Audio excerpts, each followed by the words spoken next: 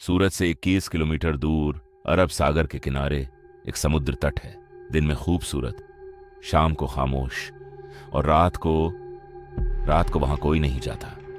जो जाते हैं वो लौटते नहीं। डुमस बीच गुजरात का सबसे मशहूर और सबसे डरावना समुद्र तट। इसकी पहचान उसकी काली रेत से होती है। बाकी बीचेस की रेत सफेद या पीली होती है, यहां की रेत काली है, गहरी काली, जैसे किसी ने वहां की जमीन में कुछ दबाया हो, और दबाया है सैकड़ों सालों से। सदियों तक डुमस बीच हिंदू श्मशान घाट था। यहां अनगिनत लाशें जलाई गईं, उनकी राख इस रेत में मिल गई। लोग कहते हैं यही वजह है इस रेत के काले रंग की, और यही वजह है उन आत्माओं की जो आज भी यहां भटकती हैं, जिन्हें मोक्ष नहीं मिला, जो अधूरे मरे, जो दुर्घटना में गए, जो खुद अपनी जान ले बैठे, वो सब आज भी यहां हैं। दिन में डुमस बीच बिल्कुल नॉर्मल है। सेल्फीज लेते टूरिस्ट्स, चाय और भजिया के ठेले, बच्चों की हंसी, लहरों की आवाज, सब ठीक है जब तक सूरज है।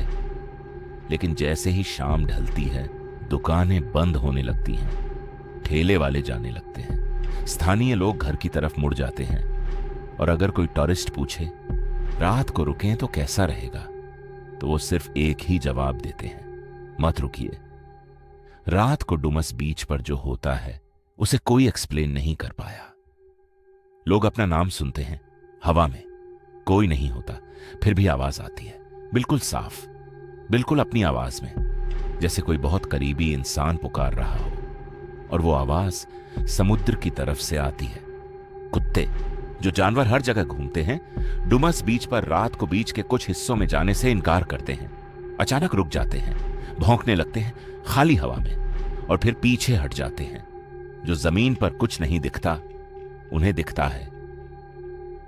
अमावस्या की रात, अमावस्या जब आसमान में चांद नहीं होता, उस रात डुमस बीच पर तांत्रिक और अघोरी आते हैं काली साधना के लिए। उनके जाने के बाद सुबह रेत में मिट्टी के बर्तन मिलते हैं, सिंदूर के निशान, और कभी कभी हड्डियां। गायब होने की घटनाएं, ये सबसे डरावनी हकीकत है डुमस बीच की। कई लोग जो रात को अकेले या ग्रुप्स में यहां गए, वापस नहीं आए। उनका कोई पता नहीं चला, न लाश न निशान, बस गायब। एक केस में एक आदमी मिला, मृत। उसकी जबान मुंह से बाहर निकली हुई थी, आंखें खुली थीं, चेहरे पर ऐसा भाव जैसे उसने कुछ ऐसा देखा जो देखना नहीं चाहिए था। वो अकेला नहीं गया था, उसके साथ 2 और लोग थे। वो दोनों आज तक नहीं मिले। एक लोकल फैमिली की कहानी है। 3 भाई गए थे। एक शाम, सूरज अभी डूबा ही था। उन्होंने सोचा थोड़ी देर बैठेंगे, चाय पिएंगे, वापस आ जाएंगे। घर पर फैमिली इंतजार करती रही, वो नहीं आए। सर्च पार्टी गई। बीच पर तीनों के चप्पल मिले, एक जगह एक सीध में रखे हुए, जैसे उन्होंने खुद उतारे हों, और समुद्र में चले गए हों। लेकिन उस रात समुद्र में कोई आंधी नहीं थी, लहरें शांत थीं, पानी में उनका कोई निशान नहीं मिला। विजिटर्स ने फोटोज खींचे हैं डुमस पर, और उनमें ऑब्स हैं, गोल रोशनी के गोले, जो वहां थे नहीं लेकिन फोटो में हैं। कुछ फोटोज में एक सफेद कपड़े में इंसान जैसी आकृति है, किनारे पर खड़ी। फोटो खींचने वाले को दिखी नहीं, कैमरा को दिखी। रात को समुद्र की लहरों के साथ एक और आवाज आती है डुमस पर, हंसी, महिला की हंसी, कभी रोने की आवाज, कभी किसी के कदमों की आहट। जब पीछे मुड़कर देखो तो रेत पर कोई फुटप्रिंट नहीं।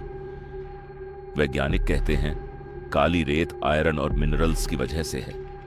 आवाजें तेज समुद्री हवाओं का असर है।